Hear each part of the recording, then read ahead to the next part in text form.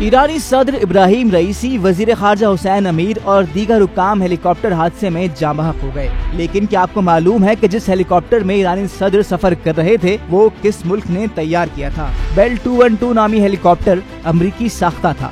بیل ہیلی copter, جس کا نیا نام بیل ٹیکسٹرون ہے، اس نے 1960 کی دہائی کے آخر میں بیل 212 ہیلی کاپٹر تیار کیا تھا۔ یہ UH-1 ایریکوس ہیلی کاپٹر کا اپ گریڈ ورژن تھا جو خاص طور پر کینیڈین فوج کے لیے ڈیزائن کیا گیا تھا۔ اس میں ایک کے بجائے 2 ٹربو شافٹ انجن تھے، جس وجہ سے زیادہ افراد ہیلی کاپٹر میں سوار ہو سکتے تھے۔ امریکی فوج کے تربیتی دستاویزات کے مطابق بیل 212 ہیلی کاپٹر 1971 میں متعارف کرایا گیا تھا اور اسے امریکہ اور کینیڈا نے بھی استعمال کیا تھا۔ بیل 212 ہیلی کاپٹر چلانے والی غیر فوجی تنظیموں میں جاپان کے کوسٹ گارڈ، مختلف قانون نافذ کرنے والے ادارے، امریکہ کا فائر ڈپارٹمنٹ، تھائی لینڈ کی نیشنل پولیس اور دیگر شامل ہیں۔ اس ہیلی کاپٹر میں پائلٹ سمیت 15 افراد سوار ہو سکتے ہیں۔ 19 مئی کو تباہ ہونے والا ایرانی ماڈل سرکاری مسافروں کو ایک جگہ سے دوسری جگہ لے جانے کے لیے ترتیب دیا گیا تھا۔ مختلف یورپی ممالک کی جانب سے پابندیوں کی وجہ سے ایران کو طیاروں کے پرزوں یا نئے طیاروں کے حصول میں کئی چیلنجز کا سامنا تھا۔ اندازے کے مطابق ایران کی فضائیہ اور بحریہ کے پاس مجموعی طور پر